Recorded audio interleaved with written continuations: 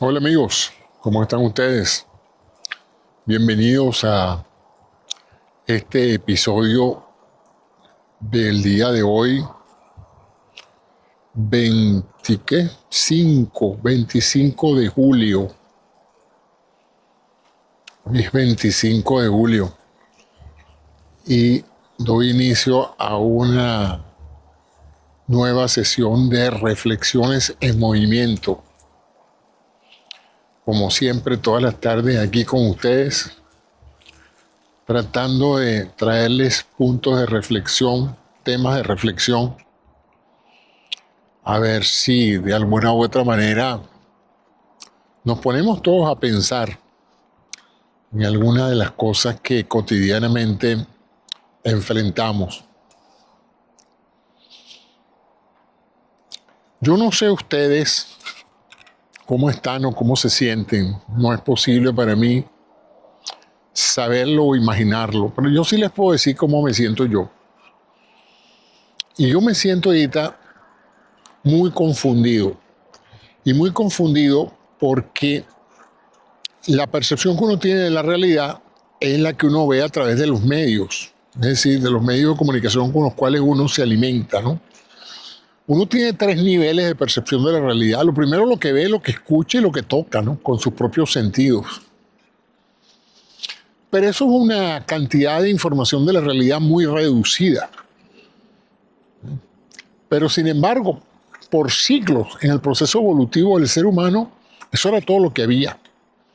O sea que la realidad de cualquier persona en los últimos 100.000 años o 200.000 años de la evolución del ser humano como lo conocemos ahora, todo lo que la gente sabía era lo que veía en su pueblo o en su aldea. Y unos cuantos exploradores que tenían la posibilidad de viajar y por lo tanto tenían un mayor conocimiento de lo que pasaba más allá de los horizontes de su región, ¿no? Y por supuesto, sin duda alguna, la documentación escrita de los grandes viajeros y de la gente que en un momento dado hacía descubrimientos, etc. Por lo tanto, a mí me gusta mucho la palabra parroquial. Entonces yo siempre digo que ese tipo de percepción de la realidad era parroquial. Uno vivía y pensaba como uno vivía. No tenía una referencia externa. Con el avance de esencialmente la radio, empieza uno a conocer qué es lo que está pasando en otras partes. Fíjense que es algo relativamente reciente, ¿no? Porque aunque los periódicos y la prensa escrita transmitían las noticias, pues las noticias tardaban meses en llegar.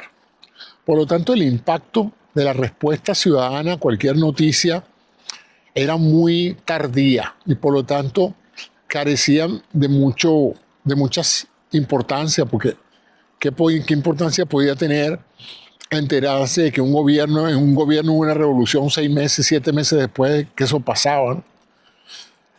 Entonces, digamos que los seres humanos teníamos una visión local que también hacía que nuestra cultura y nuestra percepción de otros seres humanos estuviera plagada de una cantidad de sesgos determinados por la fuente de información que tuviéramos, ¿no? Y es así como se empiezan a pensar, a crear los primeros estereotipos, ¿no? En relación a otros pueblos diferentes, los chinos, los asiáticos, los mongoles, los africanos, los americanos, los europeos, los indios.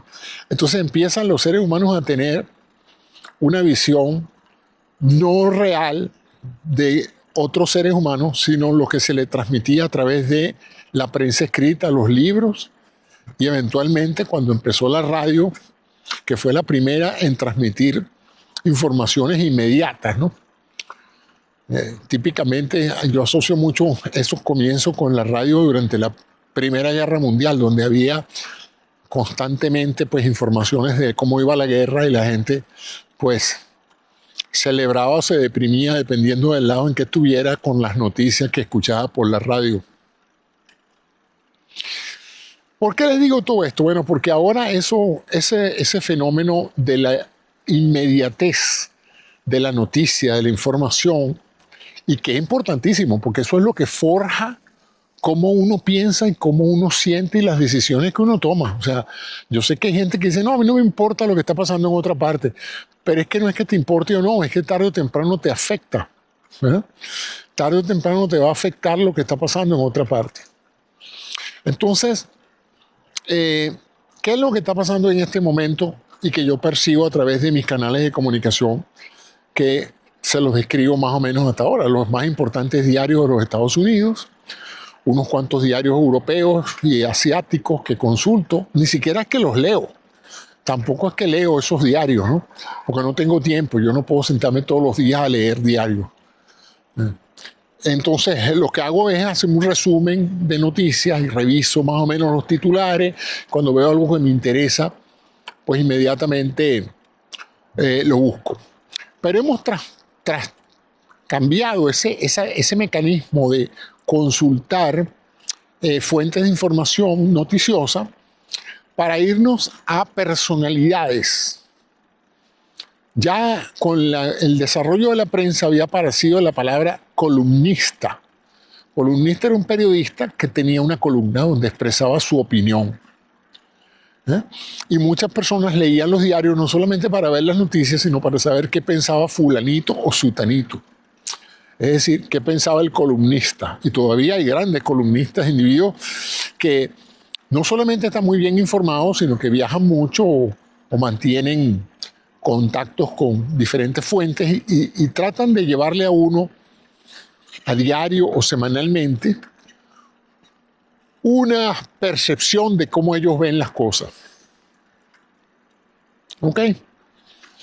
En el pasado el ser humano enfrentó cosas horribles.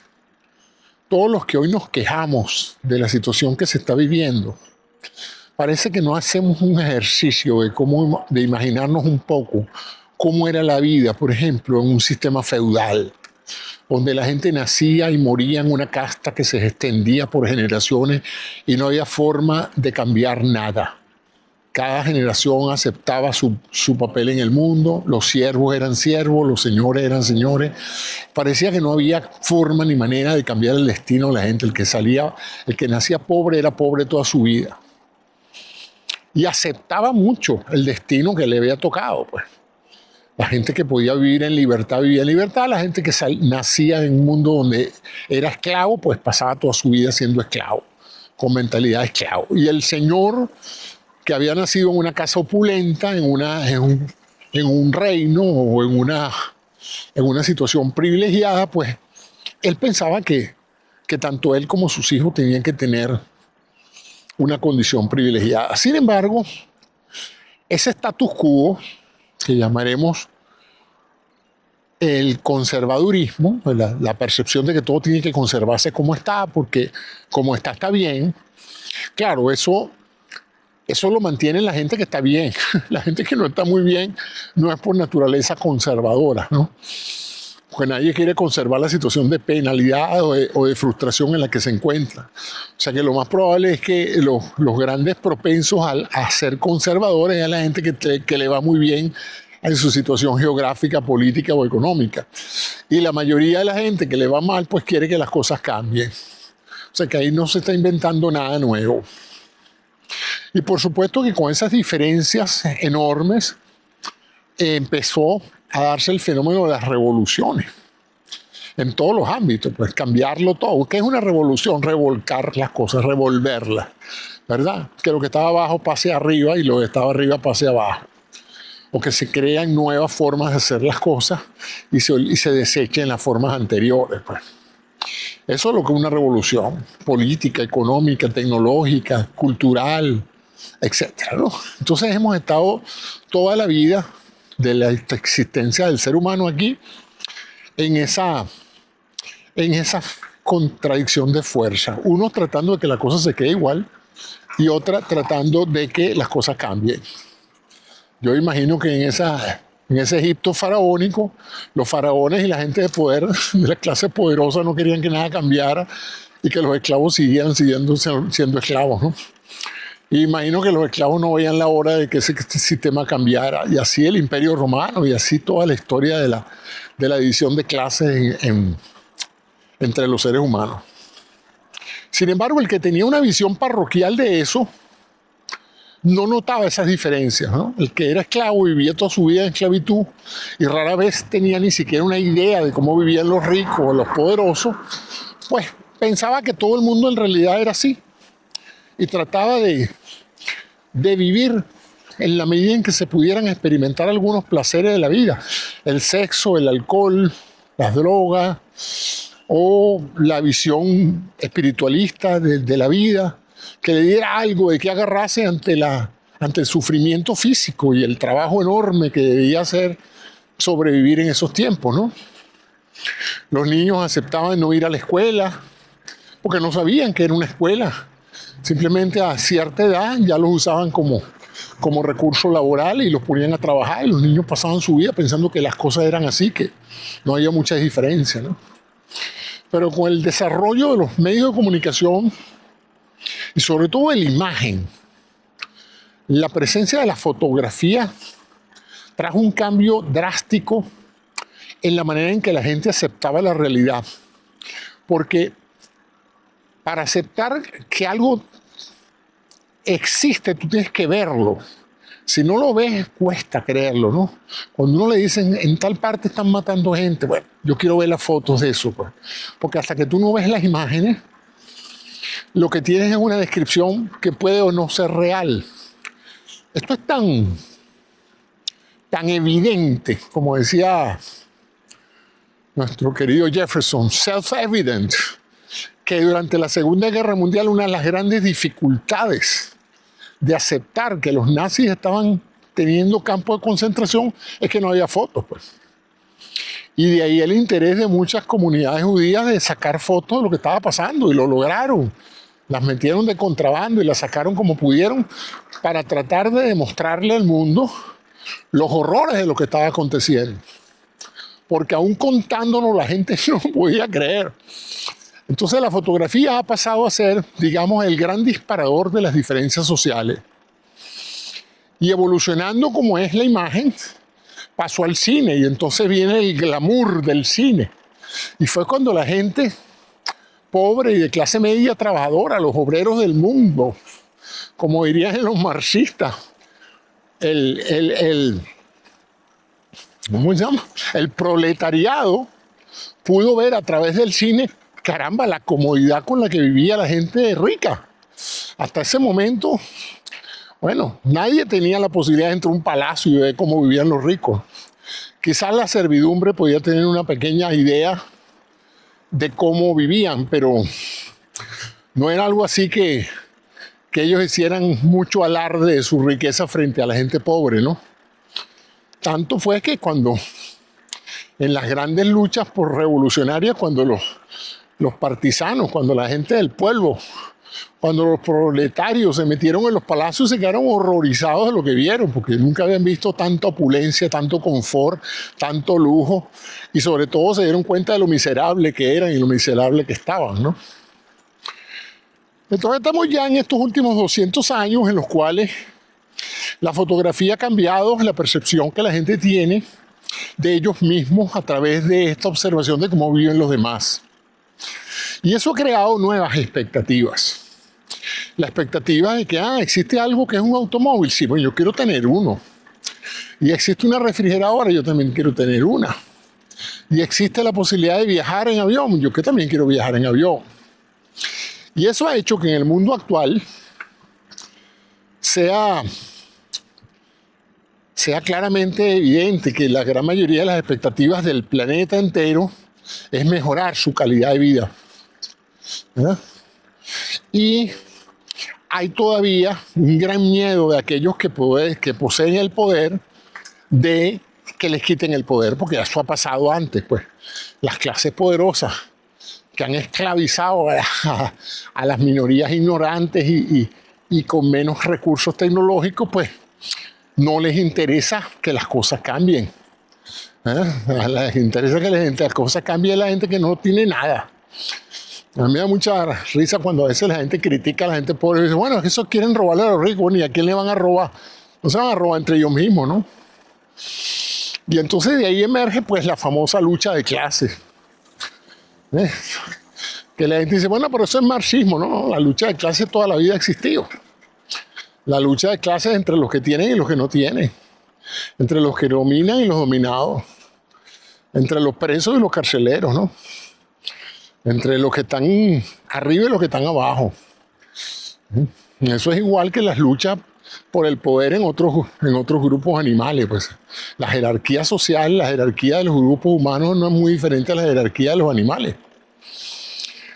La jerarquía por dominar, por controlar la comida, por controlar las hembras, por controlar el territorio.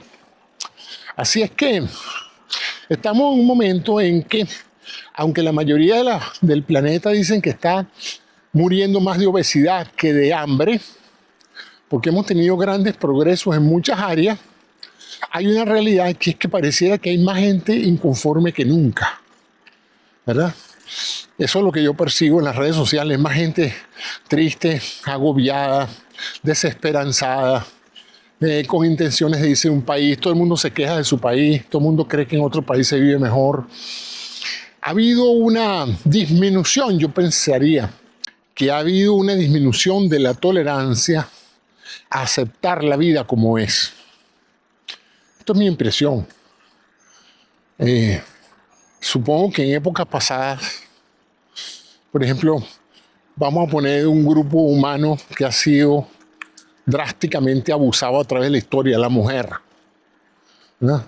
La mujer toda la vida, a pesar de tener una igualdad y en algunos casos una suprema ventaja sobre el hombre, resulta que ha sido maltratada, violada, despojada, marginada. No hay cosa que no le hayan hecho los hombres a las mujeres a través de la historia, desde los religiosos y espirituales hasta los más capitalistas, hasta los compañeros de vida de las mujeres. Siempre de alguna manera han tenido la necesidad de sentir que dominan a las mujeres. O sea que si algún grupo humano a través de historia ha podido, digamos, sentir lo que es la diferencia de clases, en este caso la diferencia de sexo, es la mujer. ¿Cuántas mujeres inteligentes, cultas, científicas, etcétera, fueron marginadas por ser mujeres? O sea, ellas sabían que si hubieran nacido con genitales masculinos, no hubieran tenido problemas realizándose. Pero, siendo mujeres, pues no tenían otra alternativa que hacerlo, digamos, por la vía más difícil. La vida de una excelencia suprema, innegablemente distintiva, como Marie Curie, y muchas otras mujeres que tuvieron que embaraguetarse y poder hacer lo indecible para demostrarle que eran iguales o mejores que los hombres. Entonces, si ese grupo tuvo que realmente hacer una revolución, y fíjense que no fue hace muchísimos años, yo diría que fue en plenos inicios del siglo XX cuando la mujer empezó en muchas partes del mundo a decir no, ya basta de este status quo, ya basta de ser conservadora, yo no tengo por qué asumir el papel que tuvo mi abuela, mi madre y yo. Yo no voy a ser igual que mi abuela y que mi madre. No voy a aguantar los mismos. O sea que ahí ustedes pueden ver pues la lucha de clase, en este caso la lucha de sexo, por imponer sus innegables derechos a ser tratada igual que un hombre. Igual pasó con las personas de color negro que estuvieron esclavizados por siglos. Y así una enorme cantidad de grupos minoritarios que tuvieron que literalmente luchar por ser considerados iguales que otros. O sea que la igualdad es un estado natural del hombre. Al hombre le gusta sentir que tiene igualdad de oportunidades. Yo no conozco a nadie que no reconozca que hay gente más capaz que ellos. Yo soy uno que vivo reconociendo gente que es más inteligente que yo, más grande que yo, más fuerte que yo, más ágil que yo. Eso es lo de menos. Lo que me niego es a que me frenen bajo la premisa de que yo no puedo. No, déjenme demostrarlo. Si puedo, perfecto. Pero lo que no pueden es a priori presumir que no puedo y negarme la oportunidad. Y yo creo que eso es lo que quiere la mayoría de la gente, quiere demostrar lo que es capaz de hacer. Y que los dejen hacerlo, cualquiera que sea su meta. Y así es, pues, la lucha por el cambio. Y las personas que piensan o que pensamos así nos llaman progresistas, porque buscamos el progreso. Liberales, porque buscamos la manera de que las personas liberen su potencial. Y eso está contrarrestado por la gente que no quiere que nada cambie. Usualmente porque a ellos les está yendo muy bien como están las cosas. Entonces siempre se presenta esa lucha de poder pues, entre los que no tienen el poder, quieren cambiar y ganar prebendas, y los otros. El asunto es que en el pasado eso siempre pasó, pero la mayoría de las personas no se enteraban de eso y aceptaban. Por generaciones las mujeres aceptaron su rol de mujeres,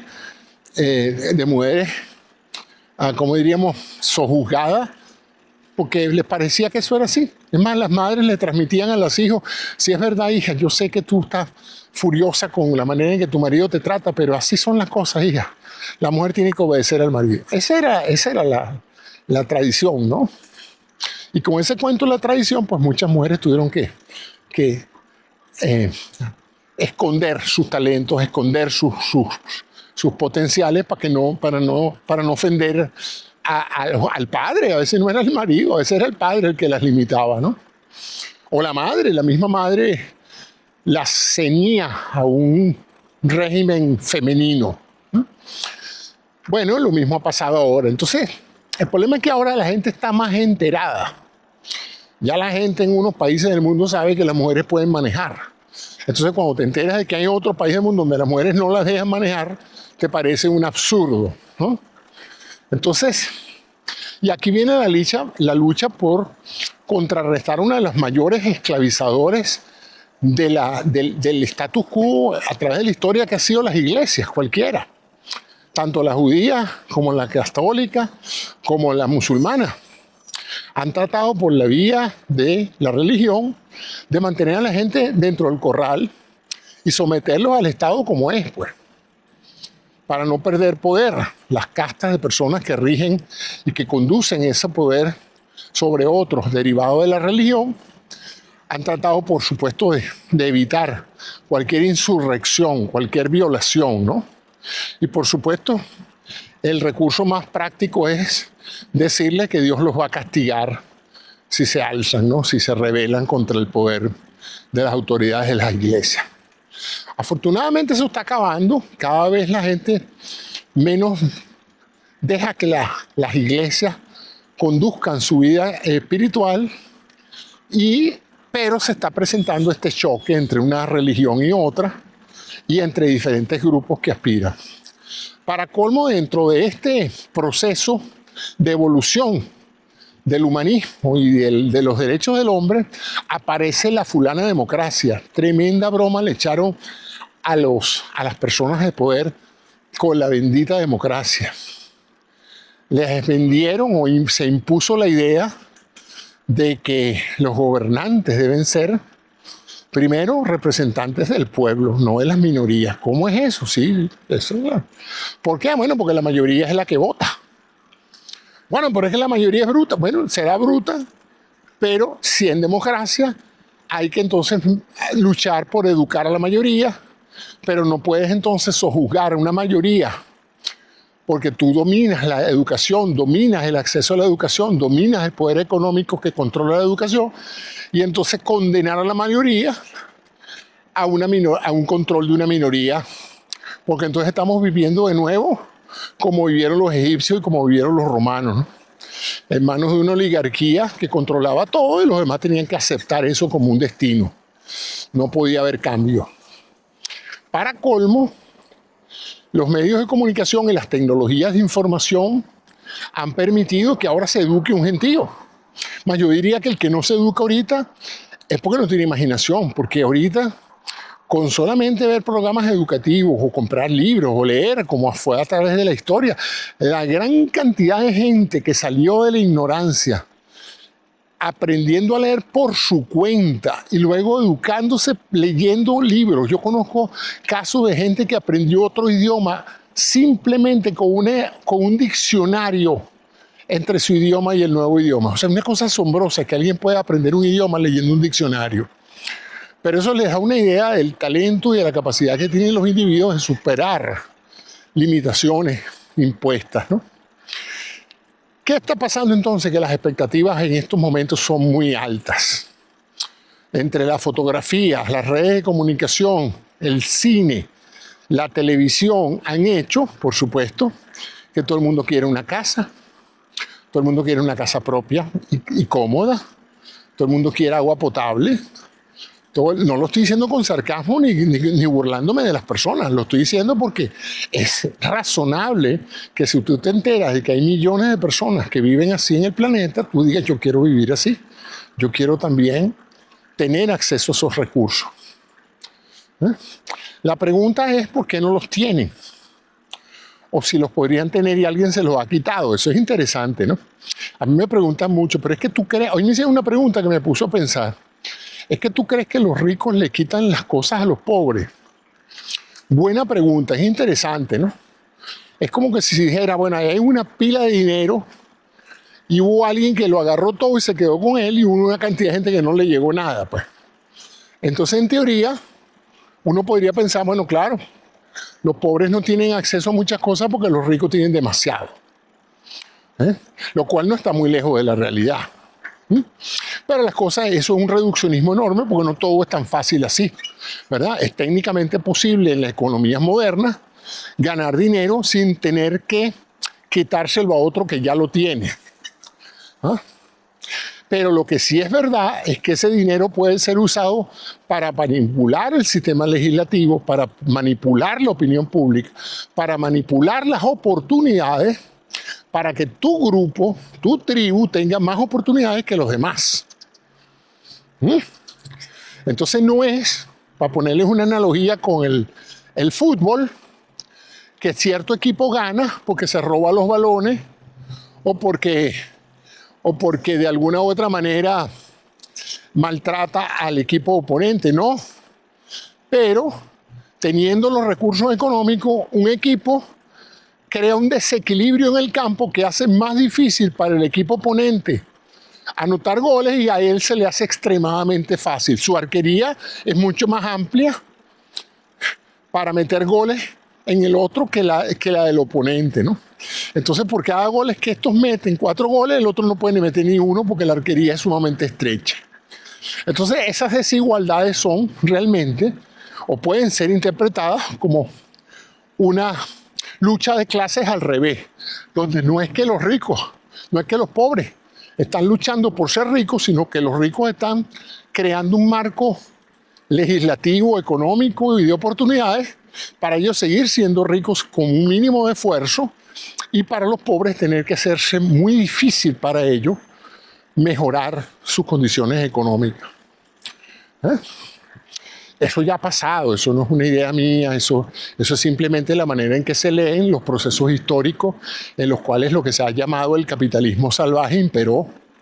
Cada vez más y más gente muy rica, cada vez menos gente muy rica y cada vez más gente muy pobre. Entonces uno empezaba a pensar, bueno, aquí debe estar pasando algo, ¿no? Porque no puede ser que en un país o una comunidad donde todo el mundo ayuda a producir, unos más o unos menos, haya un grupito que se quede con la mayor parte de la riqueza producida y un grupito que no le quede nada. Hay un obrero o un conjunto de obreros que fabrican muchas piezas que se venden y ganan muy poco para lo que se produjo, y un señor que no fabricó técnicamente nada, pero como se le ocurrió la idea o tiene legalmente la propiedad de la fábrica y de los medios de producción, esa persona entonces gana muchísimo. El capitalismo alega que esa gente tiene derecho a disfrutarlo porque eso es lo que creó los empleos. Pero bueno, en el caso del otro extremo del marxismo dicen, no, eso no es así. Eso es así precisamente porque le conviene al que está en esa situación. Pero en la realidad, él no hubiera podido hacer nada de eso sin empleados, ¿no? Entonces, hay esas dos visiones La visión de que uno hay que agradecerle al empleador que le dé empleo, ¿eh? Pero hay el otro extremo, pues, de que el empleador no hubiera podido lograr ninguna parte de su fortuna sin el sacrificio y el esfuerzo de la gente que trabajó en la empresa, ¿no? Entonces, la cosa es aceptable cuando ambos quedan conformes, pero es inaceptable cuando uno tiene demasiado y los otros tienen muy poco. Y esa es la base, pues, de los cambios sociales que hay actualmente, pues. El derecho a la huelga es el derecho de los trabajadores a formar una unión, un sindicato que permita contrarrestar el poder de los propietarios, pues. Y tú dices, pues eso es inaceptable, eso depende. Si tú eres el dueño de la fábrica, te parece inaceptable. Si tú eres el obrero que trabaja en la fábrica, te parece que es lo más lógico y lo más sensato para lograr ventajas laborales, ¿no? O sea que todo depende de qué lado de la baranda estés tú. Lo interesante del fenómeno actualmente es que todo el mundo quiere ganar dinero para hacerse rico. Una cosa interesante, porque en el pasado yo creo, esto es mi apreciación, por lo menos no lo he visto mucho reflejado en los libros de historia, que la mayoría de la gente en siglos anteriores todos querían ser ricos. Primero, porque nadie sabía lo que era verdaderamente un rico. Como les dije, no había foto, no había video, no había un Instagram que les dijera, mira, los ricos están viviendo así mientras tú estás miserablemente comiendo esto todos los días, ¿no? Ahora sí. Entonces ahora sí es evidente, a través del mercadeo del lujo y del mercadeo de la opulencia, que se le somete a la gente que menos tiene a el ejemplo de la gente que más tiene. En teoría, eso debería estimular a todo el mundo a producir más, a ser más inteligente en el manejo de sus finanzas, a acumular capital y a entrar en la cadena de la prosperidad. Pero en la práctica los números no parecieran reflejar eso. Los números indican que la gran mayoría de las personas que empiezan empresas fracasan. No todos los que triunfan en empresas triunfan porque son muy ingeniosos o muy talentosos. Hay una enorme cantidad de situaciones donde tú puedes hacerte de una empresa o ganar mucho dinero manipulando una cantidad de poderes que no tienen absolutamente nada que ver con la calidad del producto o la producción o el talento para ingeniártela. Y si no, lo veamos en la corrupción. Una de las fuentes más importantes de riqueza en muchos países es la corrupción. Y yo no creo que ustedes piensen que una persona corrupta que cobra una millonada por firmar un papel es un gran emprendedor. Aunque más adelante entonces él se va a presentar a la sociedad como un excelente representante del talento empresarial, ¿no? Pero en la práctica, cuando tú rastreas los orígenes de su fortuna, te das cuenta de que, bueno, detrás de eso no había sino una gran piratería, ¿no? Eso me lo dijo una vez un amigo holandés. Yo estaba hablándole de la gran admiración que yo tenía por Holanda y su capacidad empresarial como nación. Y me dijo con una gran sonrisa, recuerda que todos nosotros lo que éramos piratas. Nosotros construimos esa civilización, esa cultura y esa educación a punta de saquear barcos españoles e ingleses. Entonces me quedé pensando, bueno, sí, la verdad es que la cosa no comenzó creando empresas y creando corporaciones y nada, ¿no? Eso fue el producto de la riqueza ya acumulada, robando dineros ajenos, ¿no? Y así hicieron los españoles, y así hicieron los ingleses, y así hicieron los grandes imperios, ¿no? Ellos han llegado a ese extremo de prosperidad intelectual. Cuando yo me pongo a ver, por ejemplo, un genio como Isaac Newton, y bueno, tiene razón Inglaterra de haber dominado con talentos como Isaac Newton. Entonces se me ocurre una interpretación alternativa. Pero ¿por qué nació, creció y logró un talento como Newton encontrar fruto para hacer las contribuciones que hizo? ¿Acaso en África nunca nació un niño con ese talento?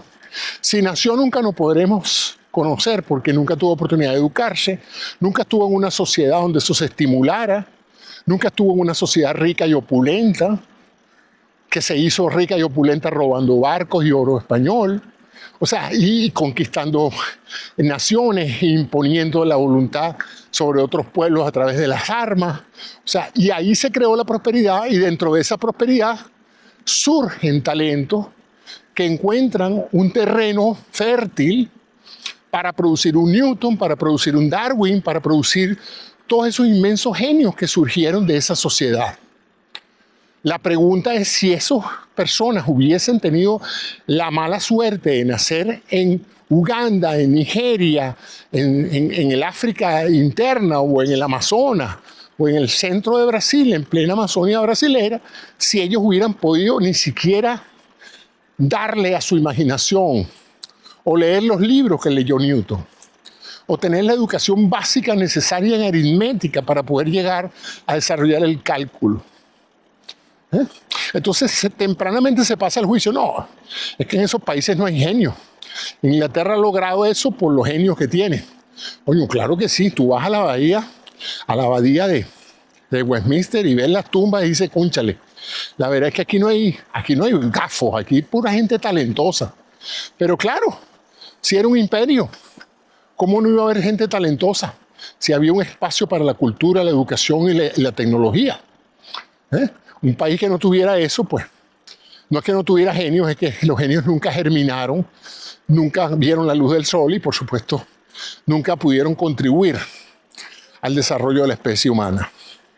Entonces, para mí esa es la visión que tengo, y ahora esa visión está chocando en muchos ámbitos del planeta con generaciones que han nacido y que no están dispuestas a calarse, le digo, es una palabra muy venezolana, a calarse esto de vivir para que otros salgan adelante y no salir ellos. Ellos también quieren ahora un pedazo del pastel, ¿no?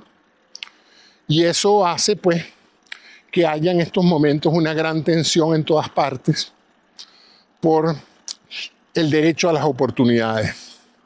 Por muchos siglos, la avenida para lograr una mejor posición social, que te diera un buen empleo, un buen ingreso, la posibilidad de tener tu casa, tu automóvil, de pasear, de tener vacaciones, eso se hizo a través de la vía educativa. Se decía, si tú te educas y haces lo que han hecho la mayoría de esos profesionales que les está yendo muy bien, tú vas a terminar, pues, siendo muy exitoso y vas a tener un pedazo del pastel más grande que el que tuvo tu padre, ¿no? Y hay muchísimas historias así. El problema es que esas oportunidades no están abiertas para todo el mundo, pero ahora están siendo exigidas. Y la pregunta, que yo creo que es el tema político en todas partes, es ¿por qué no se pueden dar esas oportunidades para todo el mundo? Es verdaderamente, numéricamente imposible que la mayoría de las personas tengan una muy buena educación y una muy buena salud. Porque tiene que decirse, bueno, es que siempre ha habido pobres y siempre los habrá. Y ese es como el refugio, ¿verdad? De la gente que le está yendo muy bien para decir, pero ya, ¿a ti no te importa la pobreza? No, claro que me importa. Pero es que siempre ha habido pobres, como diciendo, como siempre ha habido pobres y yo no soy pobre, pero le tocó a otro, pues pobrecito él, pero yo no quiero que me quiten nada a mí para dárselo a él porque eso es injusto, yo me lo gané. Cuando aquí está claro, por lo menos en los Estados Unidos, que lo que tú te vayas a ganar en tu vida, estadísticamente hablando, depende mucho del código postal donde tú nazcas y te crezcas. Si tú naces en un estado pobre, con un pobre sistema educativo, lo más probable es que tú seas pobre toda tu vida. Si tú naces en un estado opulento, rico, donde se cobran los impuestos, los estados son ricos porque cobran los impuestos, no hay otra forma, los estados no son empresas. Entonces, cuando tú dices que California es un estado muy rico, es porque California forza a la gente que vive y produce en el estado a pagar muchos impuestos. ¿Para qué? No solamente para hacer obras públicas, etcétera, sino para mantener una calidad de vida que haga posible que más gente vaya al estado, quiera vivir en el estado, quiera producir en el estado. Que a veces se haga bien o no, bueno, eso es debatible. Depende del político, depende de la administración. Pero lo cierto es que esa es la idea. La idea es que la gente que más le ha resultado la vida en una comunidad, en una economía, ayude a los que no les ha ido tan bien. Porque ellos también fueron ayudados. La gente cree que porque estudió y salió adelante y fue solo, ellos creen que todo ese bienestar y todo ese recurso fue producto de su único talento. Y la prueba de eso es que si tú los trasplantas a otro país, a otra realidad, no lo hubieran logrado. Yo siempre digo así especulativamente que si Bill Gates hubiera nacido en África no hubiera sido el que es hoy. Primero no hubiera tenido acceso a la computación, así que empezando por ahí no creo que hubiera podido lograr eso. Entonces, siempre va a haber figuras como ejemplo que rompen el molde, que vienen de la nada y se hacen. Gente muy pobre que a través de grandes talentos o de oportunidades increíbles logra ser muy exitoso. ¿Ah?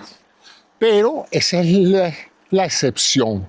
En la mayoría, la regla es que la mayoría de las personas probablemente se mantengan en el nivel socioeconómico en el que se mantuvieron sus padres. Ha habido cambios. Históricamente hay épocas de prosperidad donde a los hijos les ha ido mejor que a sus padres. Pero yo diría que en general a nivel del mundo, la mayoría de las nuevas generaciones, hasta hace unos cuantos años, les estaba yendo igual que a sus padres. Podían haber estudiado, se graduaban, conseguían un empleo, con ese empleo financiaban un automóvil, una casa, unos enseres, se casaban, tenían hijos, los criaban y tenían lo que se llama una vida de clase media. Hasta hace, yo diría que unos 40 años, la gente de clase media se conformaba con la clase media. Recuerden, entonces son mis apreciaciones, puedo estar equivocado. A lo mejor sí estoy equivocado, pero bueno, no importa. No por eso voy a dejar de expresarles lo que pienso. Entonces yo diría que la clase media americana en los años 50 y 60 estaba perfectamente cómoda con la calidad de vida que tenía. Su carrito, su dinerito, su viajecito, un solo salario daba para llevar una vida de clase media. La educación no era costosa, la salud tampoco era costosa. Y los ricos no eran tan ricos. Y no solamente no eran tan ricos, sino no estaban estimulándolos constantemente para hacerles ver lo mediocre que eran sus vidas. Pero en eso entró el mercadeo de los bienes de consumo. En otras palabras, la maquinaria de decir, para crecer la economía tenemos que vender más cosas que las que la gente necesita. Bueno, ¿y cómo se hace para venderle algo a la gente que la gente no necesita? Bueno, crea la necesidad. Bueno, ¿y cómo creas la necesidad? Con el mercadeo y la publicidad. El mercadeo define el mercado y la publicidad vende. Te vende la idea de que tú no tienes vida si no compras ese teléfono, si no compras ese automóvil, si no lo cambias cada 2 años, si no te vistes así, si no te vistes asado, etc., ¿no? Yo veo un poco la historia. Yo era un niño cuando los años 50, pero pareciera que la gente en los años 50 en los Estados Unidos no era muy consumidora. Primero, la gente que venía saliendo de la Segunda Guerra Mundial, donde hubo mucha carestía de bienes lujosos. La gente tenía un buen par de zapatos. Los zapatos que se vendían son aquellos que duraban mucho. Los enseres domésticos también tenían que ser duraderos. Y no era una obsesión para el americano común estar cambiando de nevera cada año. Al contrario, había una enorme satisfacción de que las neveras duraran 20 años. No, es que mi frigidería tenía 20 años conmigo. La gente se alegraba. Este traje lo tengo yo desde hace 20 años. Mis zapatos están idénticos. Solo Florsheim, esos duraban toda una vida. Y de repente se cambia el paradigma de la sociedad y se transforma en la calidad de consumo. Todos los años, todos los meses tiene que tener un zapato nuevo, pues si no, ¿cómo come tanta gente? La economía tiene que crecer y para crecer tiene que consumir. Entonces se presenta ese nuevo estilo de vida del consumo eterno, ¿no? De ganar dinero para gastarlo y gastarlo en cosas que no se necesitan. Hay cosas esenciales, pero hay cosas que no se necesitan. Usted no necesita un automóvil cada 3 años, ¿no? O una nevera cada año. No es que salió un nuevo modelo con una nueva puerta. Bueno, yo voy a cambiar la que tengo, pero ya no refrigera, ¿no? Sí refrigera, pero la puerta ya no me gusta. Cambió el estilo. Voy a cambiar los muebles, pero ya no sirven los muebles, no están idénticos, pero vamos a cambiarlos, ¿no? Ese fenómeno afectó a los Estados Unidos y eventualmente afectó también a Europa. Con la mejoría de la economía de la posguerra europea y asiática, bueno, empezaron a elevarse las expectativas de todo el mundo y todo el mundo quería de lo mismo. Y hoy por hoy yo diría que el planeta entero quiere vivir como las Kardashian, como Donald Trump y como cualquier multibillonario. Quieren tener los mismos placeres, los mismos yates, la misma cosa. Y por supuesto eso genera mucha decepción, mucha frustración cuando no se logra. La situación está llegando al extremo de esta nueva generación, la generación Z. Ya no son los millennials, ahora es la generación Z. Está pasando por una crisis porque no hayan qué hacer. Aparentemente en los Estados Unidos es la generación que va a vivir en peores condiciones que sus padres. Sus padres pudieron educarse bien, estos no van a poder educarse bien sin estar tremendamente endeudados. Sus padres pudieron conseguir vivienda fácilmente, a precios accesibles, con financiamiento accesible. Ellos pareciera que ahora no pueden porque están compitiendo con grandes corporaciones que ahora están comprando casas por negocio. Ellos aspiraban a tener un trabajo honesto, donde adquirieran mejoras salariales progresivas para indexarse con la inflación, que los trataran bien porque era un recurso humano valorado, que tuvieran un fondo de pensión estructurado a través de ellos o lo que fuera, pero que permitiera que cuando llegara la etapa en que ya no pueden trabajar más o no deberían trabajar más, ellos pudieran retirarse. Bueno, las cuentas de lo que está sacando la juventud hoy entre los 20 y los 30 años indica que esa no es la situación. Entonces, ¿qué hacer? Bueno, por lo que yo he escuchado últimamente en una serie de conferencias que he escuchado a gente hablando de eso, es que esta gente está desesperada. Y entonces se están yendo en dos direcciones. Una, olvídate de college, olvídate de la educación formal, olvídate de graduarte de ingeniero, abogado. Eso no vale la pena. Olvídate de ahorrar, porque no está garantizado nada.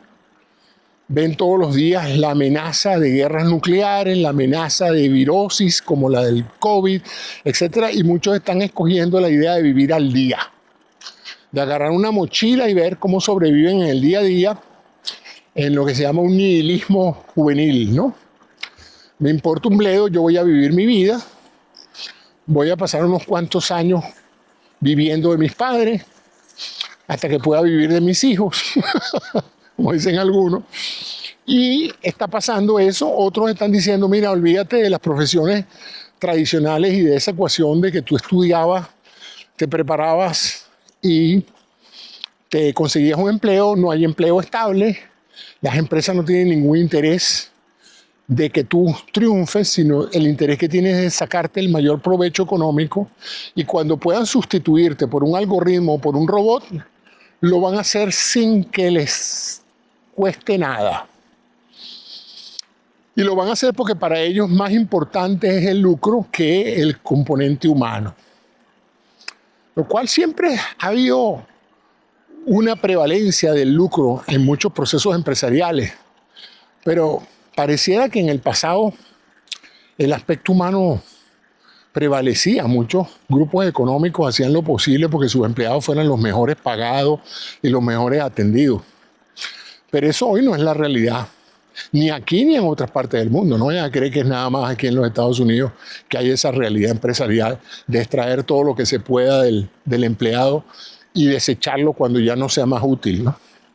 Esa es la base del sistema económico capitalista, pues la producción y el lucro. Entonces ya mucha gente está diciendo, caramba, este modelo como dice, hay que revisarlo. El otro modelo alternativo, que era el comunismo, fracasó también porque tampoco se ocupaba de la gente. No ofrecía libertad, no ofrecía prosperidad, no ofrecía comodidad, no ofrecía participación. Entonces cayó por su propio peso. Pero este tampoco está dando muchos rasgos de ser relevante si no se hacen ajustes. Entonces hay muchas personas que están llamando en estos momentos a una revisión de este sistema capitalista como está, porque se ha permitido que élites económicas lleguen a controlar el poder a todo nivel, legislativo, judicial y ejecutivo, sin competencia, violando las reglas clásicas del capitalismo de apertura de mercado, usando todo tipo de estratagemas para crear monopolios o oligopolios que les permitan grandes ganancias con mínimo esfuerzo, de tal manera pues que hay incluso entonces una violación de las reglas clásicas del capitalismo como se planteó al principio, la libertad de mercado, sino que ahora no, espérate un segundito, nada de libertad de mercado. Aquí se hace lo que yo digo para yo hacerme rico y al que no le guste, bueno, que se vaya o que enfrente el fuego de los cañones, yo qué sé.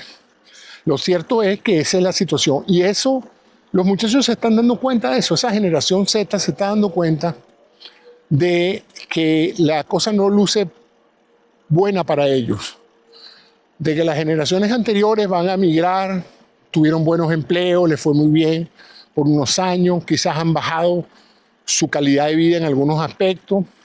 Ciertamente la red de apoyo, la red social de apoyo que tenían antes pareciera estar desapareciendo, porque hay interés en hacerla desaparecer, en darle más dinero a las clases más opulentas y quitarle recursos a la gente más necesitada. Eso está creciendo, entonces está apareciendo de nuevo vientos de cambio, llamados de atención de decir, señores, como en el pasado, como en la Revolución Francesa, como en todas las revoluciones que ha habido a través de la historia, llega un momento en que la mayoría se cansa.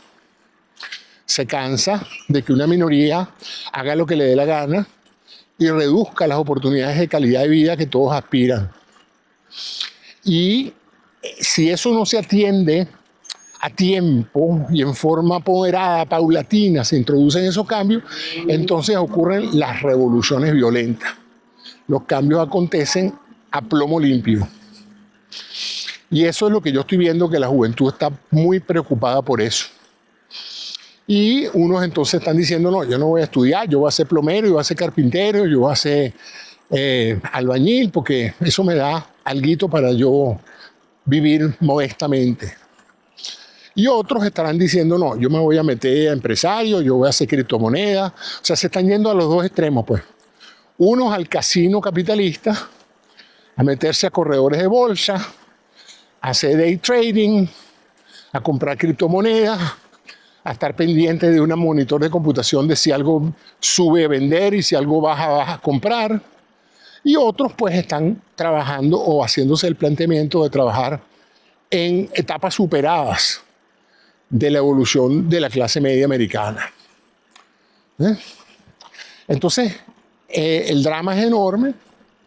En los próximos años, con la presunta limitación a la llegada de inmigrantes, trabajadores en empleos que nadie quiere, pues esos empleos van a seguir estando allí.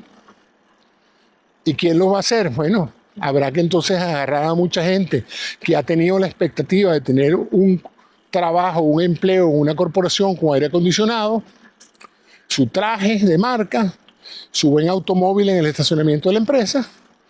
Van a tener que plantearse la manera de vivir la vida, destapando baños, llenando paredes, recogiendo frutas, etc., ¿no? Hasta que todos esos empleos también desaparezcan, porque la tecnología hace cosas increíbles, ¿no?